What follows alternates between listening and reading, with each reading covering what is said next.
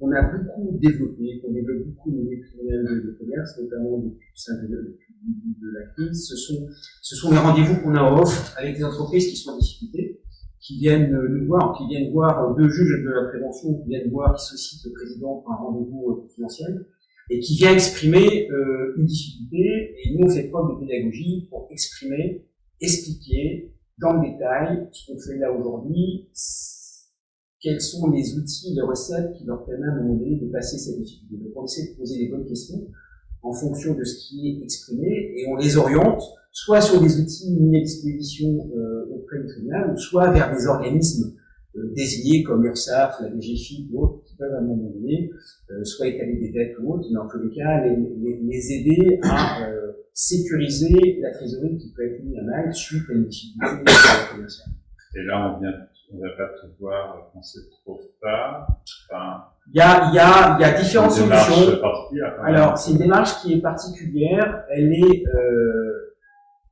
il y a autant de situations qu'il y a d'entreprises dans le département. Il y a des gens qui viennent trop tard. À ce moment-là, effectivement, on les oriente tout de suite vers la procédure collective, et il arrive avec Maître Paty qu'on ait un rendez-vous en off qui aboutit 1h30 après sur une ouverture de ce qu'on appelle la déclaration de cessation de paiement, parce que dans la discussion, on s'est rendu compte effectivement qu'on était en cessation de paiement, et on planifie l'enrôlement, ce qu'on appelle l'enrôlement de l'entreprise qui est dans les difficultés la semaine suivante. Ça nous arrive très régulièrement. Ça, c'est les gens qui viennent un petit peu en retard, mais comme on milite beaucoup depuis 1 an et demi, 2 ans sur la prévention, on a des gens qui prennent l'habitude aujourd'hui de venir nous voir pour discuter. Et sur l'ensemble, alors c'est pas une fierté, parce que dans tous les cas on n'est pas payé, on n'a pas de prime de résultat, on part pas en voyage, etc., on n'a pas de concours, mais le tribunal de commerce de Saint-Brieuc est le tribunal parmi les 12 tribunaux de commerce de concours d'appel qui a fait le plus de rendez-vous de prévention en confidentiel par rapport à un gros tribunal qui avait présent parce que hier soir on était à 155 rendez-vous off de prévention. Le commerce de Saint-Brieuc avait 2 solutions. Soit il se mettait sous la protection du tribunal judiciaire, comme on fait des gros tribunaux de commerce,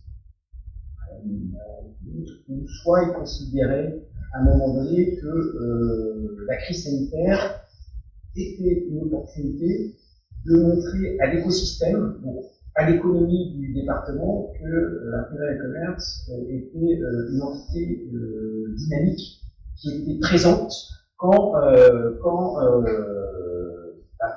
l'environnement était extrêmement complexe. Moi, j'ai pris cette option.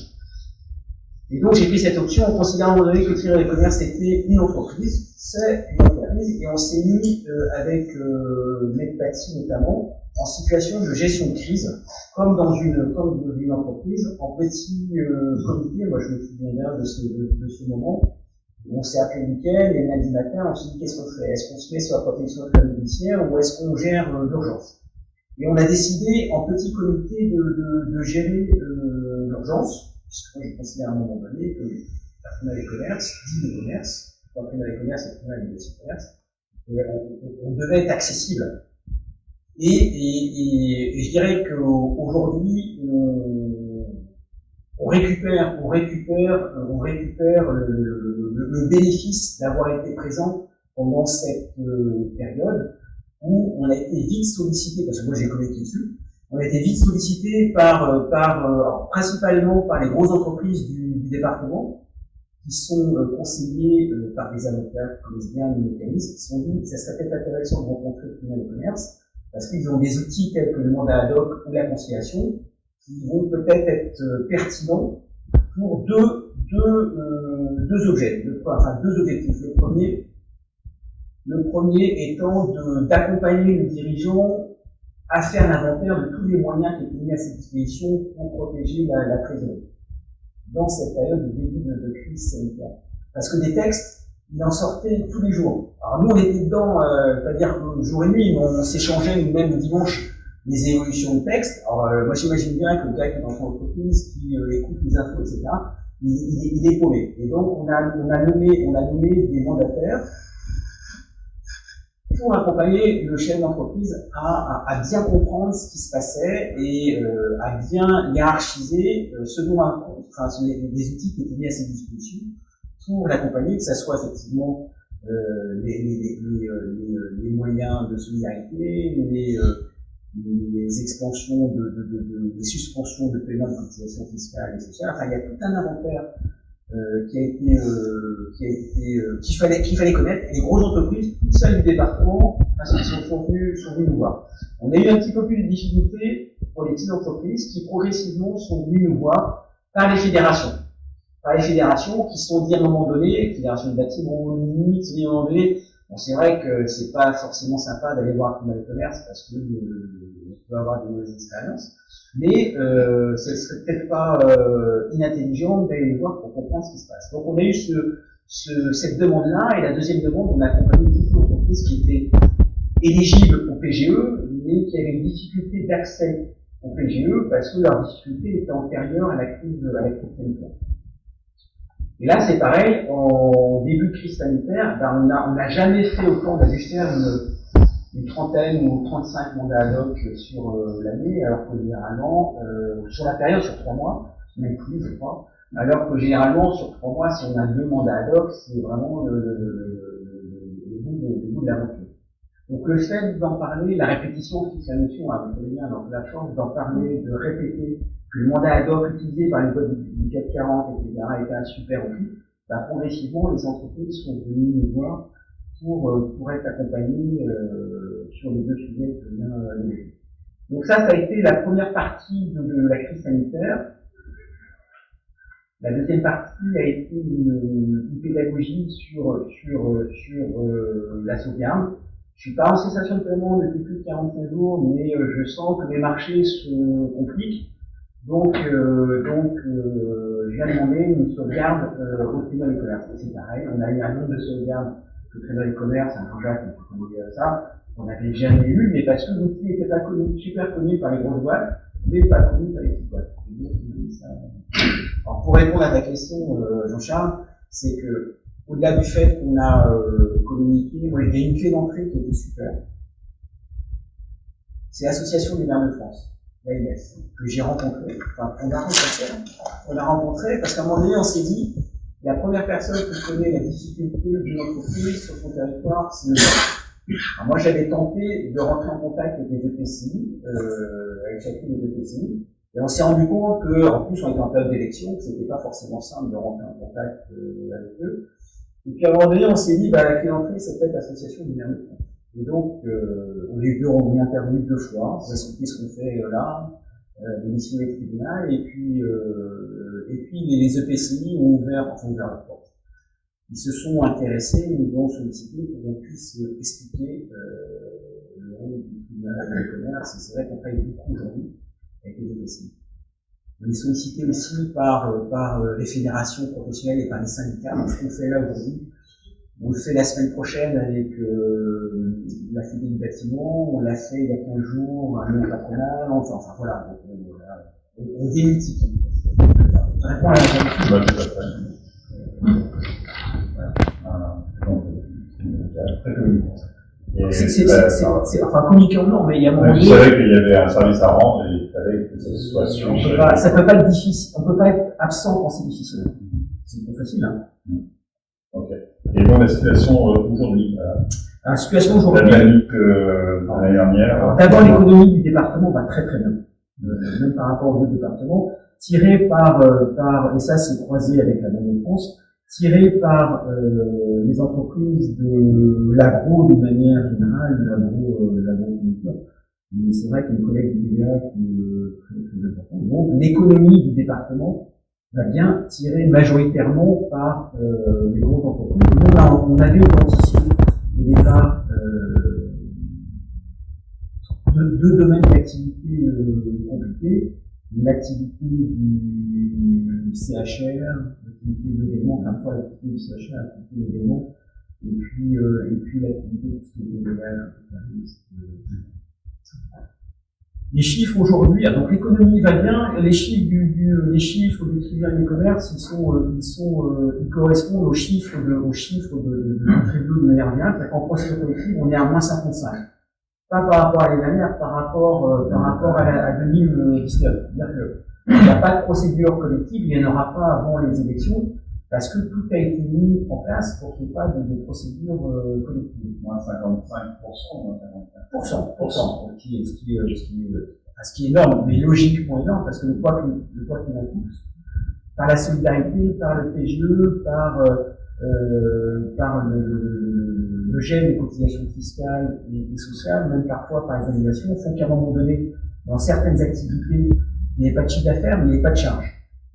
Il y a même des activités où les gens gagnaient plus d'argent en étant fermés qu'en étant ouverts. Hein, sur des activités saisonnières, des activités qui avaient 10 000 euros par mois, alors que généralement leurs établissements sont fermés.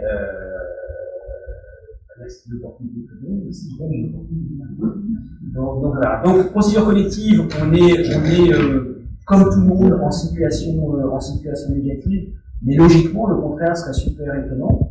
Contentieux, on a une activité qui est à plus 12%, donc les contentieux existent. Medpati nous donnera peut-être des bonnes pratiques tout à l'heure sur la nécessité d'être super à cheval sur l'application du contrat, mettre un peu tout peut-être dans la rédaction des contrats au départ pour éviter les merdes, les contentieux. En sanction, on a une activité qui progresse aussi, mais parce que moi c'est un objectif, c'est faire respecter le boulot des dirigeants qui respectent les flux de l'économie en rendez-vous de prévention, on explose les scores. En mandat ad hoc, on a des chiffres qui sont un petit peu moins parce qu'on a énormément optimisé ce moyen-là il y a en début de sanitaire. Voilà. Donc on est en procédure collective logiquement au chiffre négatif et on a une activité très marquée en contentieux, en sanction et en début de prévention. Voilà. Avant de passer la parole, donc, on va mettre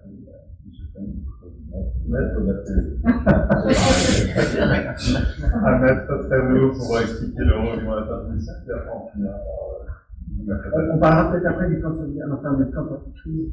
Et on finira par le plan militaire.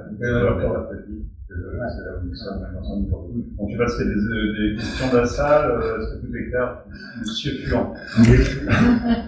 Je voudrais simplement rajouter un complément d'information. En tant qu'ancien juge, pour rappeler qui sont les juges, comment ils sont élus, et d'autre part, il faut savoir quand même que les juges sont des bénévoles qui ne sont pas payés. Il y a quelques années, les tribunaux de commerce avaient subi des attaques de certains politiques qui voulaient que les juges bénévoles soient supprimés au profit de juges professionnels.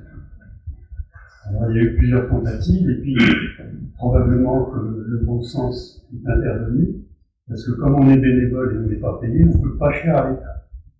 Si ceux qui voulaient nous supprimer les juges consulaires, on appelle les juges consulaires, eh bien ça aurait coûté énormément d'argent à l'État.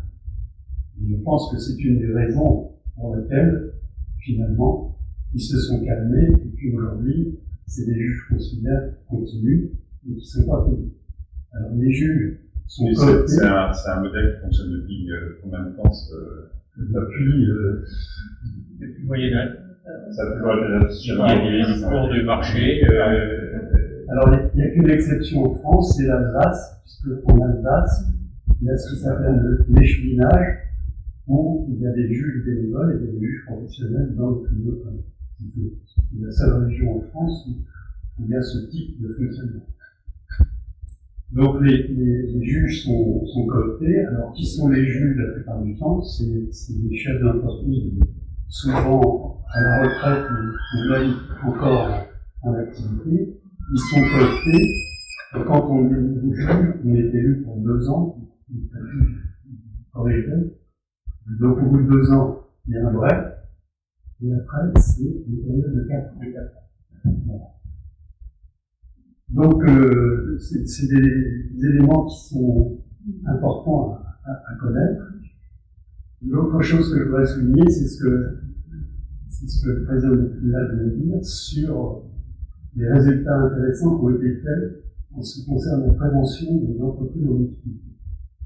Il y a eu des tas de tentatives qui avaient été faites pendant de nombreuses années, sans beaucoup de succès, puisque le tribunal de commerce apparaissait comme un épouvantail. On allait au tribunal de commerce et on allait se affronter. Alors il y a eu des efforts qui ont été faits, ce qui fait que la prévention aujourd'hui, elle est mieux acceptée. La preuve en est, c'est 1156 condamnés. Et là, je pense que ce qui est important, c'est justement vous, chefs d'entreprise, qui parfois côtoyez vos collègues, si ces collègues-là sont en difficulté, eh bien, il faut les inciter à aller voir rapidement le tribunal de commerce, parce que Gilles le dit, des fois, il y en a qui arrivent, c'est trop tard, alors que si ils s'étaient déplacés pour aller voir le tribunal quand ils commençaient à avoir des difficultés avec des solutions qui étaient accessibles, mais quand c'est trop tard, eh ben, c'est trop tard, et puis on est forcé d'arriver au développement. Donc, c'est pas une honte quand on a des difficultés, et puis il faut pas avoir peur, non pas de crier sur tous les toits, mais de faire la démarche d'aller voir le tribunal. J'ai une question par rapport au juge. Sur un dossier un peu compliqué, il n'y a pas un consensus évident entre les juges, ça peut prendre combien de temps parce que c'est compliqué? Alors, je suis là parce que j'ai complètement oublié de parler des juges quand même, donc on est parti vite sur les C'est des questions que j'avais prévues, mais c'est de ma faute, je ne vous ai pas posé ma question, elle a un peu perturbé. Donc, non, mais c'est très bien. Tout l'intérêt d'être en comité restreint, au moins on peut échanger. Et quand je disais tout à l'heure que le tribunal de commerce est important, c'est 22 juges, c'est une très grosse équipe. 22 juges, tous bénévoles, qui en moyenne passent un mois et demi, voire 2 mois de leur temps sur une année consacrée au tribunal de commerce. Moi, j'en passe en ce moment entre 3,5 et voire 4. Alors, donc le profil, c'est le profil de l'économie du département. Donc, on a des juges. Alors, la tendance s'oriente un petit peu des gens qui sont en activité. On a plus de juges aujourd'hui en activité que de juges qui ne sont plus. Le profil, c'est le profil de l'économie. On a un patron d'un intermarché, on a la construction, on a du transport, on a les travails des métaux, on a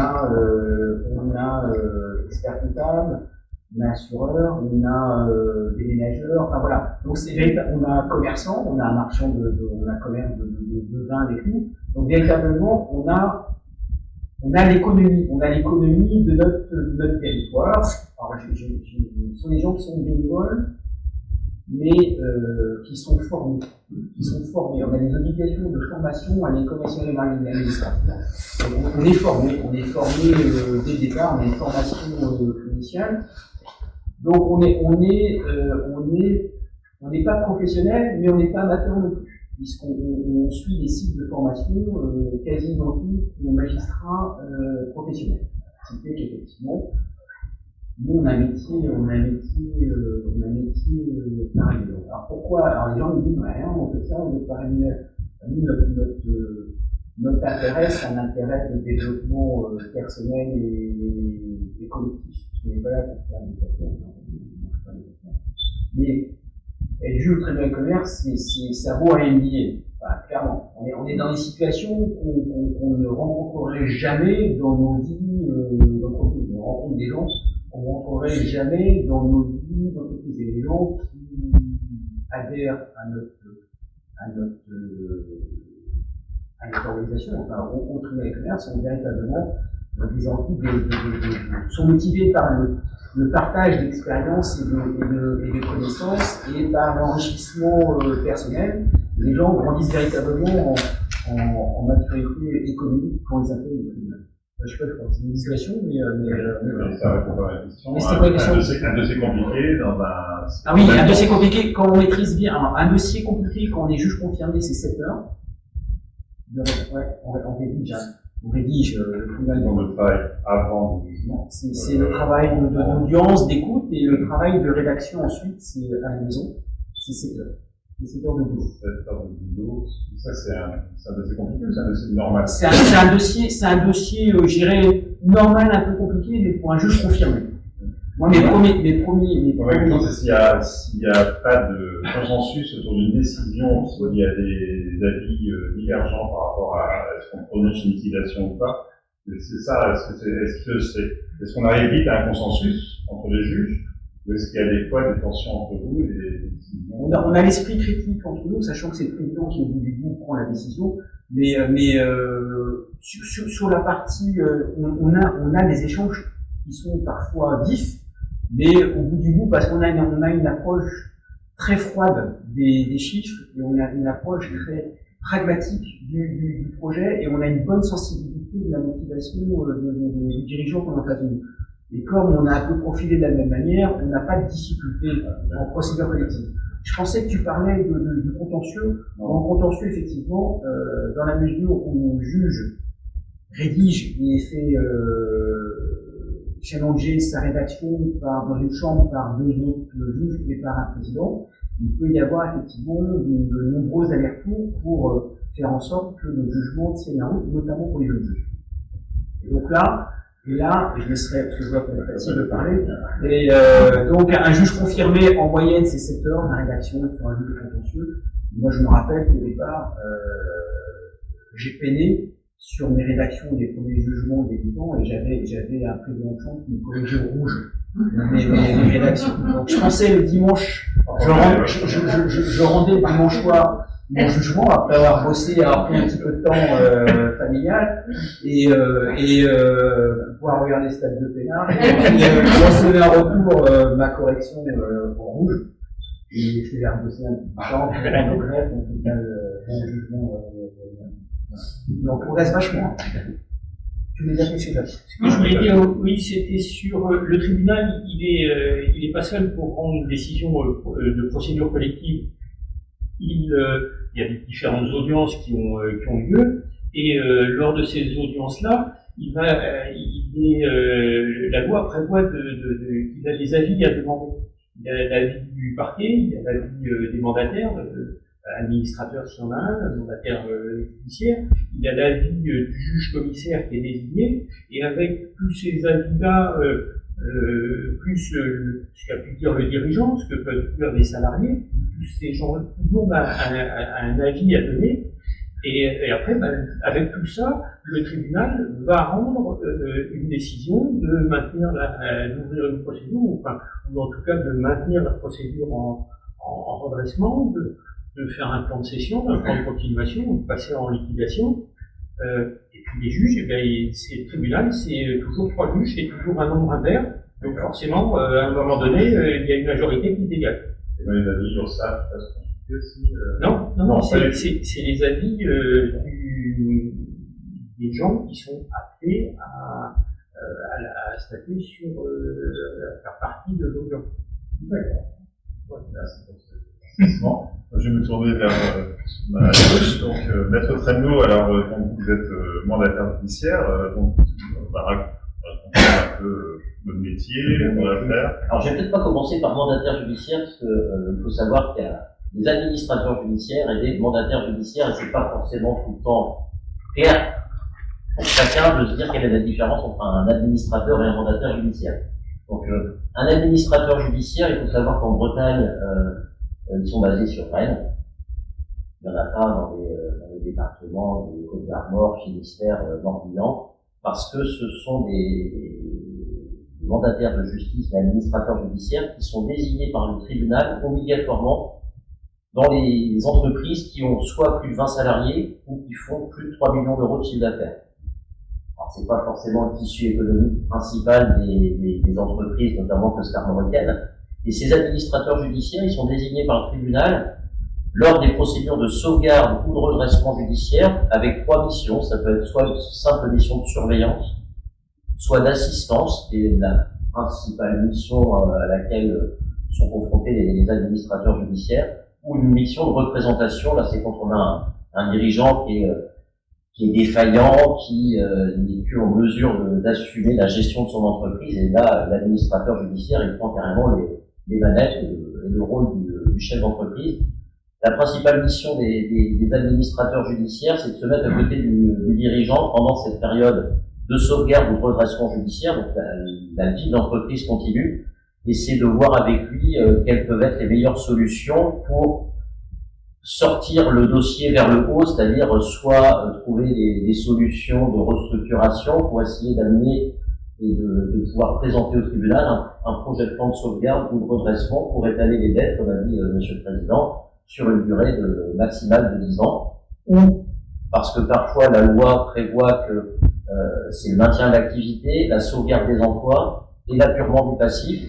Mais quand on voit qu'on a un passif trop élevé, l'administrateur judiciaire, en concertation avec le juge commissaire, le tribunal et le dirigeant, peut mettre aussi des dates limites de dépôt des offres pour voir si la meilleure des solutions, plutôt que de partir vers une liquidation judiciaire sèche, c'est-à-dire qu'il entraînerait le licenciement des salariés, partir vers une cession d'entreprise. Et donc, il y a des appels d'offres que vous pouvez parfois voir dans les annonces légales où on dit que telle société fait l'objet d'une procédure et l'administrateur judiciaire va fixer une date limite de dépôt des offres pour recueillir des offres de cession et après qui seront étudiées par le tribunal. Alors, bien entendu, s'il y a un dirigeant qui est en mesure de démontrer qu'il peut y avoir deux plans concurrents, c'est-à-dire soit je m'oriente, le dirigeant veut s'orienter vers un plan de redressement pour étaler la totalité de son passif sur une durée de 10 ans, et si ça tient la route, il n'y a pas de raison que le tribunal ne suive pas ce dirigeant si c'est quelque chose qui est sérieux, qui paraît réalisable pour payer l'ensemble de ses dettes sur une durée de 10 ans. Parfois, il arrive que le passif est trop important et on sait que malgré une restructuration, la rentabilité ne permettra pas de rembourser ce passif sur 10 ans. Et donc, il y a cette solution de plan de cession qui permet de sauvegarder l'outil, notamment les emplois. Et par contre, effectivement, le prix qui est offert, en tout cas, de ces plans de cession, ne couvre très rarement le montant du passif et ça basculera après en liquidation judiciaire, mais au moins l'outil est conservé et des emplois qui vont avec. Le tribunal est très sensible à la sauvegarde de ces outils et des emplois. Donc ça, c'est la mission de l'administrateur judiciaire. Je préférerais commencer par ça, parce que c'est pas forcément clair quand on ne baigne pas dans ce milieu de voir la différence entre un administrateur et un mandataire judiciaire. Donc moi, je suis mandataire judiciaire. On est désigné dans toute procédure de sauvegarde, redressement ou de liquidation judiciaire. C'est-à-dire que quand un administrateur judiciaire est désigné, il y a forcément aussi un mandataire judiciaire. Et quand le mandataire judiciaire est désigné dans une procédure de sauvegarde ou de redressement judiciaire, on représente la collectivité des créanciers. On est là pour défendre leurs intérêts et essayer de trouver les solutions les plus objectives pour soit si la société fonctionne correctement, c'est de présenter à terme, au bout de cette période d'observation, qui est en général une durée d'un an, de présenter au tribunal un projet de plan de redressement pour étaler ce passif sur une durée de 10 ans. Et malheureusement, comme on a pu souvent le constater, c'est que les entreprises viennent trop tard, vous l'avez indiqué, M. Chouan, et c'est vrai que je ne sais pas quel est le ratio, mais dans les procédures collectives, je pense qu'il y a au moins, malheureusement, 70% des demandes qui sont des demandes de liquidation judiciaire immédiate, où là, le mandataire judiciaire a une casquette de liquidateur judiciaire, et on est là, s'il y a des salariés, il faut qu'on les licencie avec des délais relativement contraints pour faire intervenir le Fonds national de garantie des salaires, parce que les salariés n'ont pas à pâtir de réaliser tel ou tel actif pour qu'ils touchent leurs arriérés de salaire et leur coût de licenciement. Et donc, en liquidation judiciaire, on est là effectivement pour licencier les salariés, vendre des actifs, suivre les différents procès, les recouvrements, ainsi de suite, pour qu'à la fin, on clôture une procédure de liquidation judiciaire, et c'est vrai que dans 98-99% des cas, c'est des clôtures pour insuffisance d'actifs. Et c'est notre rôle aussi, en relation bien entendu avec le tribunal, je rebondis sur la chambre des sanctions, c'est de voir si effectivement un chef d'entreprise, dans les mois qui ont pu précéder, il savait qu'il partait dans le mur, mais il a pu se favoriser grandement en se versant des rémunérations qui peuvent être complètement inconséquentes par rapport à la situation d'entreprise. Et nous, c'est notre rôle aussi, en qualité de représentant des créanciers, de saisir le tribunal. Après, c'est le tribunal qui décide, mais de dire, moi, en tant que liquidateur judiciaire, je considère qu'il a fait des fautes de gestion et qu'il faut peut-être l'écarter du circuit économique sur une durée de 5 ans ou 10 ans, parce qu'il a pas refaire la même bêtise ou les mêmes, les mêmes problèmes, enfin, tout ce que ça peut engendrer, parce que C'est une interdiction de gérer. une interdiction de gérer, et dans certains dossiers, on peut aussi demander une responsabilité pour insuffisance d'actifs. C'est-à-dire qu'il y avait un passif de 300 000, on a récupéré 20 000 dans le dossier. Bah, moi, mon liquidateur judiciaire, je vais assigner ce dirigeant en disant, je considère qu'il a fait des fautes. Alors, faut l'argumenter, et on va demander au tribunal de sanctionner ce dirigeant pour qu'il soit personnellement condamné. Donc, ça peut avoir un impact sur son patrimoine personnel, à payer la totalité de l'insuffisance d'actifs, parce que je représente la collectivité des créanciers. Par exemple, en prenant mon exemple, ils sont condamnés à 280 000 €. Et après, c'est le tribunal qui va décider, il va dire, c'est effectivement tel montant, c'est 50, c'est 100. Mais ça permet aussi que les autres chefs d'entreprise qui font bien leur job et qui respectent leurs obligations n'aient pas l'impression que c'est trop facile de liquider sa boîte. Voilà. Après, je veux rebondir aussi sur malheureusement les procédures collectives. On a trop de liquidations judiciaires qui sont, je sais pas, du 70, c'est peut-être 80% des demandes d'ouverture de procédures collectives entre redressement et liquidation judiciaire. C'est qu'ils arrivent beaucoup trop tard, et l'anticipation, c'est plus on anticipe, mieux on a des chances de s'en sortir. Et je veux insister effectivement sur le mandat ad hoc et la conciliation, qui sont des procédures qui sont confidentielles. C'est-à-dire qu'il n'y a pas la publicité comme vous pouvez voir le mercredi dans le Côte d'Armor, dans l'Ouest France. Personne ne sera au courant de l'ouverture de ces procédures, et ça peut être, on va réunir les 2 ou 3 banquiers qui sont les partenaires de l'entreprise, parfois l'URSSAF, parfois les impôts au titre de la TVA, et on se met autour d'une table. Alors, un petit peu moins depuis 1 an et demi, et c'est vrai que les visios et les conférences téléphoniques se sont développées, mais et on essaye de trouver un accord qui est après soumis au président du tribunal pour sortir de ces difficultés, et personne n'est au courant, et c'est des procédures qui fonctionnent très bien. Voilà. Un petit peu mon rôle de mandataire judiciaire. Je ne sais pas si vous avez des questions, je suis là pour... 80% des dossiers en fin des mandats ont abouti à des solutions. Oui, oui, non mais c'est ça. Plus on anticipe, plus on a de chance de s'en sortir. Et l'avantage du mandat ad hoc aussi, c'est que ça peut être une clé d'entrée en procédure collective. Le mandat ad hoc, on commence à gérer la difficulté d'entreprise par le mandat ad hoc. L'entreprise est en cessation de nom. Et il y a un coût qui est très faible, et c'est une période nous la considérons comme une période d'audit qui est faite par un tiers, qui permet de donner une vision scientifique de la situation de l'entreprise. Alors soit le problème est traité et on termine le mandat, la mission du mandataire, ou soit effectivement on transforme le mandat ad hoc en une soit une sauvegarde ou un redressement. On a gagné vachement de temps parce qu'effectivement il y a cette période d'études en amont, bien le mandat ad hoc et bien tiers. C'est un super outil, franchement. Que je sache, c'est anticiper au maximum pour avoir le plus de chances de s'en sortir, de sortir par le haut. Quelques chiffres juste pour compléter. Je crois que c'était en 2017, il y a eu plus de procédures collectives ouvertes à Saint-Brieuc. On était à 425, dont une centaine de redressements judiciaires, 110 redressements judiciaires, et donc 325 peut-être liquidations. En 2020 et 2021, là, on n'est pas encore à la fin de l'année, mais on va être à une centaine peut-être de liquidations judiciaires, et on est à une vingtaine de redressements judiciaires. Donc on va être à 120, 130, on va peut-être finir l'année à 130 procédures, moins de 150 procédures, là où on a été jusqu'à 430 il y a quelques années, et surtout beaucoup moins de redressements judiciaires aujourd'hui, parce que les procédures, les gens sont venus en procédure peut-être un peu plus qu'en amont, avec la prévention qui a été faite, et donc ne viennent pas en redressement judiciaire tout de suite, mais sont venus dans des phases de conciliation du mandat ad hoc en amont, plutôt que d'attendre la difficulté et de venir en redressement judiciaire plus tard. Et le reste du nombre de liquidations judiciaires, dans la mesure où il y a encore un effet soutien de l'économie et non assignation par l'URSSAF, par exemple, eh bien, ce sont vraiment des petites entreprises qui sont où il n'y a plus d'activité depuis des années, où le chef d'entreprise est décédé, ou des choses comme ça, où qui fait que il y a un traitement, d'une certaine manière, un traitement social aussi de la procédure.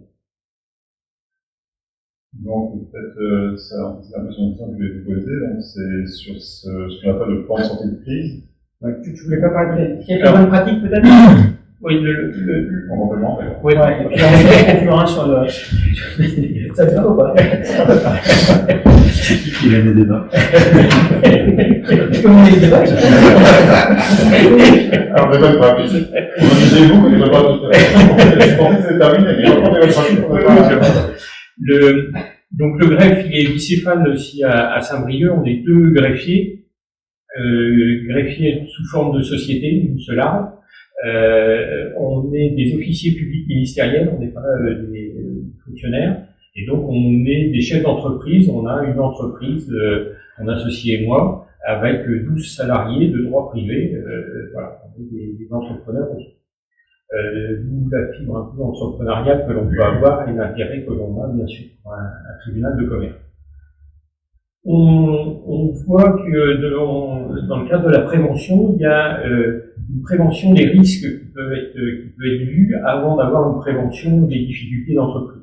Prévention des risques, c'est peut-être au moment où l'entrepreneur il va aller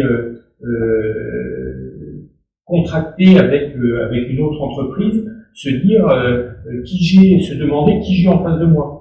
Il y a tout un tas d'outils qui peuvent être trouvés au greffe sur des cabis, sur les statuts de l'entreprise, sur les bilans, sur les états d'inscription de privilèges. Tous ces éléments-là permettent de savoir si l'entreprise que l'on a, si la personne avec qui on discute, est-ce que c'est bien le chef d'entreprise, est-ce que la société, elle est pas en location, le fonds n'est pas en location gérante, est-ce qu'elle est endettée ou pas.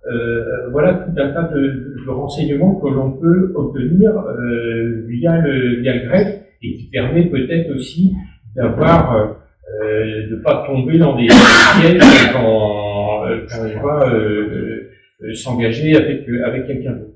Donc c'est toute cette partie de risque-là. Et pareil, quand vous passez un contrat, peut-être qu'il faut aller le regarder avec vos conseils habituels, avocats notamment. Ça peut coûter un peu cher, mais ça peut aussi rapporter gros à la sortie.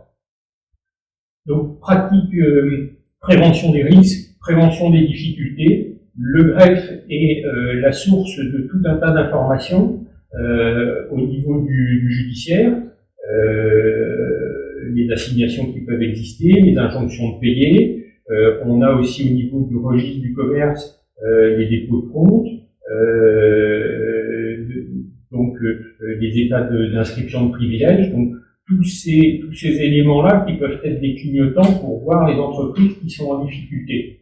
Et, le programme informatique nous permet de pouvoir croiser tout ça et de pouvoir ressortir des listes d'entreprises qui sont potentiellement en difficulté et pouvoir après voir avec le juge de la prévention à organiser des rendez-vous de prévention. Donc c'est de la prévention détection qui nous permet après au juge de la prévention de solliciter ces entreprises-là et viennent ou ne viennent pas. Hein, c'est juste il n'y a aucune obligation, mais c'est peut-être dommage de rater ce coup de pouvoir discuter avec quelqu'un d'extérieur. Prévention détection, prévention aussi au niveau des appels. Donc on a le fait de se faire connaître le tribunal de commerce permet aussi à des personnes en difficulté ou autres d'appeler directement le greffe. Moi j'ai quasiment tous les jours des gens ou des mails de personnes qui disent j'ai une difficulté comme ci, comme ça, etc. Alors le greffe, le tribunal, on n'est pas les conseils, mais on va aller expliquer qu'on a une boîte à outils, et puis on va après renvoyer, moi je renvoyais au greffe les personnes vers le juge, ou prendre un rendez-vous avec le juge, les juges de la prévention, puisqu'il y a 2 juges de la prévention, ou avec le président du tribunal, qui va un peu expliquer ce qu'il y a dans la boîte à outils, et puis voir la situation de l'entreprise. Il ne faut pas que les entrepreneurs aient peur de venir au tribunal. Il y en a qui disent, on va mettre des personnes des conseils qui vont dire, vous n'allez surtout pas au tribunal, à partir du moment où vous allez mettre la main dans l'engrenage, vous n'allez plus vous en sortir. Non. Vous pouvez aller à un rendez-vous de prévention, le président du tribunal, il n'a pas, et les juges de la prévention n'ont pas la faculté de se saisir d'office. Donc, le tribunal peut constater, enfin le président du tribunal ou le juge de la prévention peut constater un état de cessation des paiements, mais derrière, il ne pourra rien en faire. Il va simplement vous susciter dire à la personne, vous êtes en état de cessation des paiements, venez plutôt déclarer cet état de cessation des paiements et venir en procédure rapidement pour trouver qu'on trouve une solution d'étalement de ceci, cela, mais il n'a pas de pouvoir coercitif pour ça. Donc vous pouvez faire un diagnostic avec le juge de la prévention ou avec le président du tribunal. Derrière, c'est vous, chef d'entreprise, qui aurez toujours la main pour venir ou pas au tribunal, sauf assignation d'un créancier, sauf assignation de salariés, sauf ce genre de choses. Mais c'est pas parce que vous serez venu voir le président du tribunal parler de vos difficultés que derrière ça aura un impact et vous trouverez absorbé par le tribunal. Voilà un petit peu ce que Merci pour ce détail.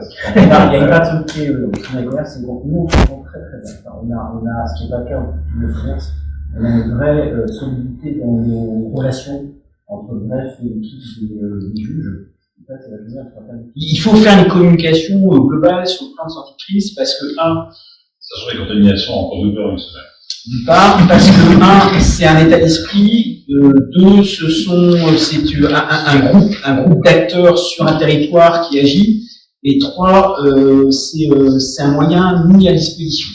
Alors, je ne vais pas dire que le maire il met en place ce qu'on a pu mettre au tribunal de commerce de Saint-Brieuc il y a 1 an et demi parce qu'on serait présomptueux, mais dans tous les cas, la volonté c'est quoi? C'est détecter très très rapidement la difficulté des entreprises. Alors, vous le savez peut-être ou pas, on a tous les mois ce qu'on appelle un CODIFI qui est animé par le préfet, avec la Banque de France, le patron de l'URSSAF, le patron de la DGFiP, et puis en petit comité, on voit par secteur quelles sont les sensibilités, les difficultés, les faiblesses de l'économie du département. Ce CODIFI-là est élargi à une équipe de plan de sortie de crise, c'est la volonté du ministre, qui est ensuite démultiplié au niveau du département sous la responsabilité du préfet qui va s'exprimer là-dessus mardi prochain. En résumé, c'est état d'esprit. 2, donc volonté d'accompagner les entreprises en difficulté. 2, c'est détecter très rapidement la difficulté avec un partage de fichiers prédictifs entre l'URSSAF et le Trésor public et même le tribunal. On arrive à identifier d'une manière précise la future difficulté de l'entreprise. 2, c'est contacter ces entreprises d'une manière ou d'une autre si jamais elles ne contactent pas.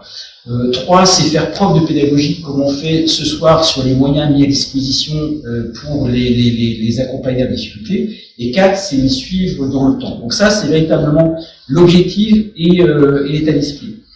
Pour mettre en place cette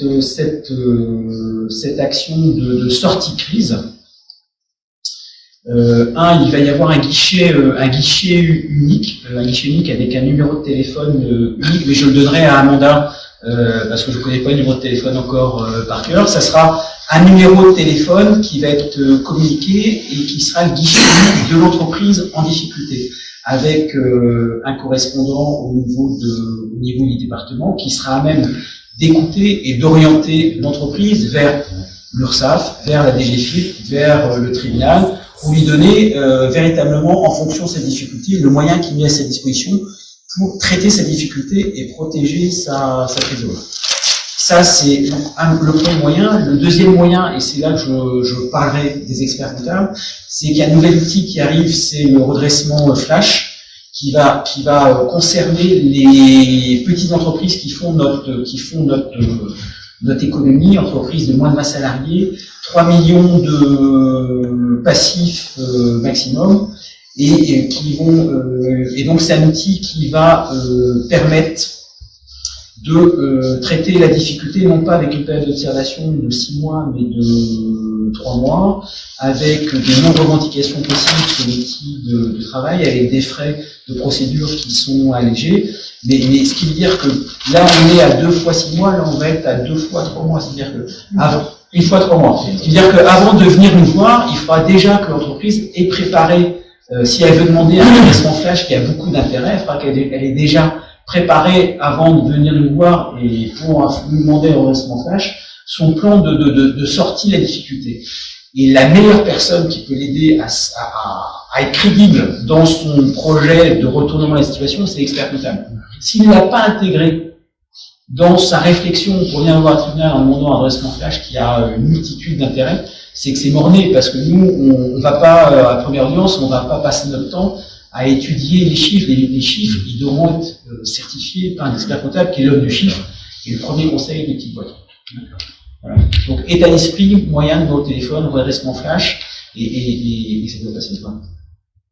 Voilà ce que je dis dans le... Merci, M. le Président. Merci, M. le Président. Il a la question. Vous anticipez, alors, vu que votre métier s'est anticipé, là, on a annoncé que nous serions une crise difficile.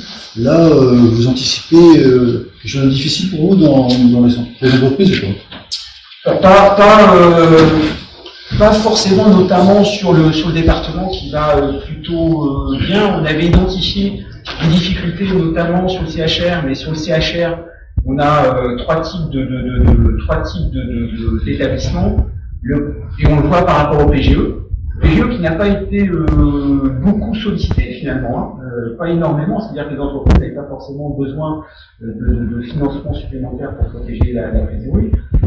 Si on fait un focus sur le CHR, trois types de catégories. Les gens qui ont sollicité le PGE et qui l'ont gardé pour la sortie de crise, et ça c'est vachement bien. Ceux qui ont utilisé le PGE pour payer les charges courantes et se préparer à la sortie, donc c'est bien aussi. Et trois, ceux qui étaient là déjà dans la difficulté et qui ont utilisé le PGE comme un crédit à la consommation courante, et ceux-là vont être dans la difficulté. Mais à partir du moment, la clé, ça va être à partir du moment où les services de recouvrement de l'URSSAF vont avoir l'accord assigné. Nous, c'est notre baromètre. Tant qu'ils n'ont pas ordre d'assigner, l'économie, elle est sous contrôle, elle est parfois sous l'oxygène, mais elle est sous contrôle. Le jour où l'URSSAF va assigner, là, pour certains qui n'ont pas mis de côté, les sous qui sont dus, ça va être compliqué. Il y a une échéance par rapport à ça? Non, c'est pas. On sait pas. Avant les élections, ça paraît être pas possible. Voilà. Donc, ils sont plutôt à appeler des personnes et à leur proposer en disant, on voit que vous avez travaillé, vous avez peut-être des difficultés, on pourrait peut-être vous proposer un étalon. Tout encore dans cette ligne.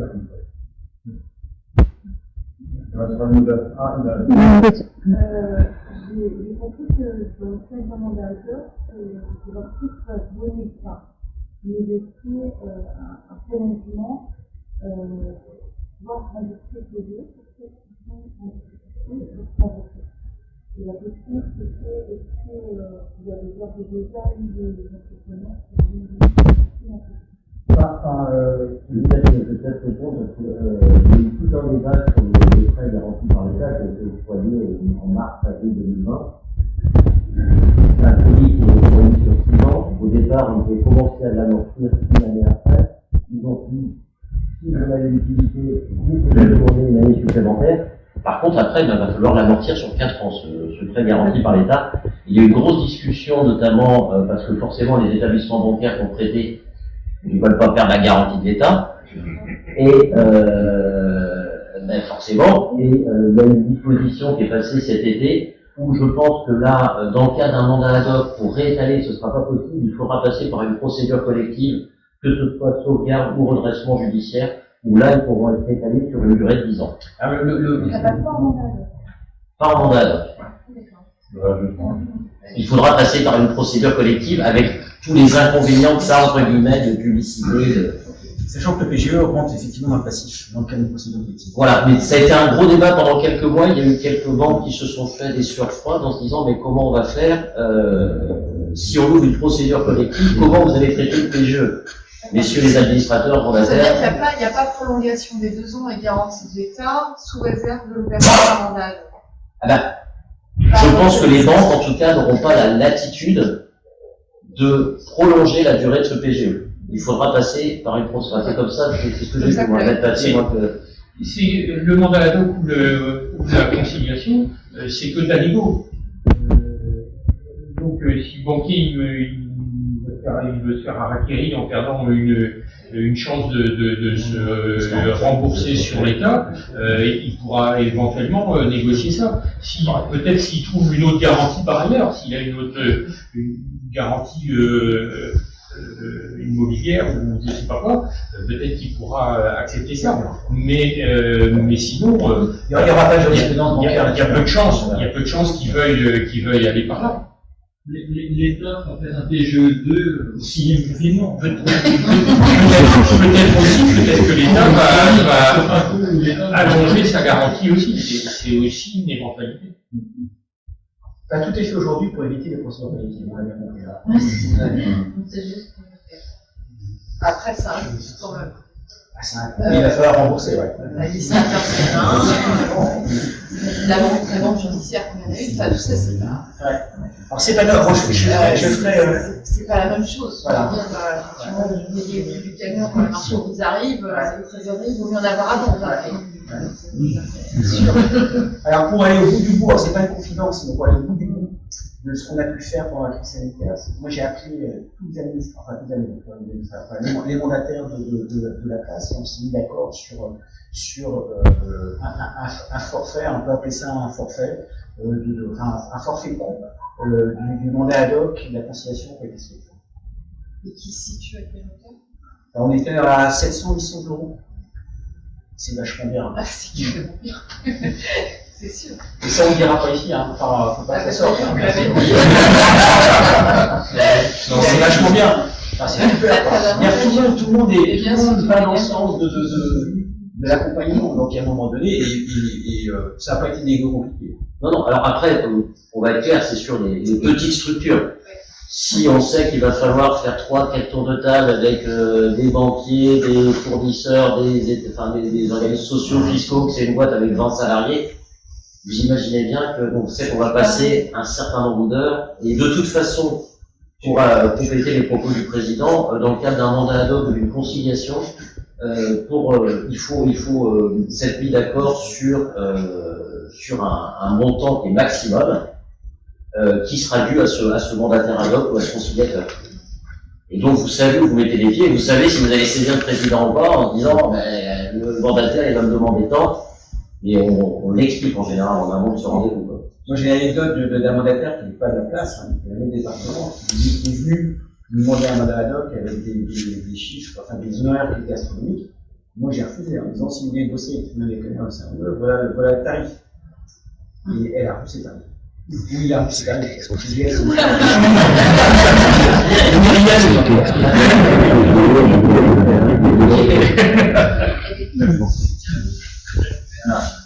faut. Ce qu'il faut retenir, c'est l'anticipation, pas avoir peur d'ouvrir la porte du tribunal. Vous avez en face de vous des gens qui ont envie d'accompagner les suivis. On a la communauté qui c'est que l'économie fonctionne. Donc à partir de là, nous on n'a pas de chiffre à faire, on n'est pas rémunéré. Donc nous on a qu'une envie, c'est de se développer et de donner une contribution. Nous on répond à un besoin de contribution. Voilà. Qui fait la contribution? Je vais peut-être apporter de l'eau avec très bon. Il ne faut pas non plus aussi forcément avoir peur de la liquidation judiciaire. On voit des entrepreneurs qui s'enferment dans une activité sur laquelle ils n'arrivent pas à vivre. Ils sont poursuivis par des huissiers à droite et à gauche et ils vivent pendant des années un enfer. Alors que tout ça pour essayer de survivre peut-être, mais et conserver des fois un immeuble ou leur maison, alors que l'autre jour j'ai un expert comptable qui ne savait pas ça, que leur maison, pour un entrepreneur individuel, la maison, le foyer, le domicile personnel est protégé de par la loi. Donc, le liquidateur, la personne, si elle n'a pas d'autre bien que ça, le liquidateur va liquider les actifs de l'entreprise, mais qui vont pas représenter grand-chose de toute façon. Et puis, le domicile personnel, de toute façon, la personne va pouvoir le conserver à partir du moment où elle paiera, continuera à payer des prêts s'il y a des prêts bancaires, mais ça sera négo avec le banquier. Mais en tout cas, dans le cadre de la liquidation judiciaire, le mandataire n'ira pas chercher l'immeuble. Donc, et le fait de la liquidation judiciaire, ça va éteindre toutes les dettes puisque c'est une procédure collective et tous les créanciers déclarent leur dette au passif. On réalise des actifs qui sont réalisables en face. Et s'il n'y a pas d'actifs à réaliser, eh bien, toutes les dettes se trouvent à être nettoyées. Et alors, je vais aller battre plus loin, c'est que si on veut créer son propre emploi, on travaille seul, on n'a pas de salarié, eh ben, vaut mieux être nom propre aujourd'hui que créer une URL où on va avoir peut-être besoin d'un financement et sur lequel on va être caution à titre personnel, alors que si on est artisan, commerçant en nom propre avec cette protection de la résidence principale, on se retrouve, il y a une difficulté, une liquidation judiciaire, la maison, elle sera pas vendue. Alors que si on est en EURL, l'EURL va se retrouver en liquidation judiciaire, mais si je donnais des engagements de caution à titre personnel, eh ben, votre ami le banquier, lui, ça ne lui est pas opposable, et il va pouvoir engager une action pour avoir un titre au titre de votre engagement de caution, et s'il faut, il pourra aller jusqu'à engager une procédure de saisie immobilière sur la maison. Donc parfois, parfois mieux être en nom propre qu'en société. Justement, puis l'existence de cette loi de 2015 qui protège la résidence principale. Bon, ce sera le mot de la fin.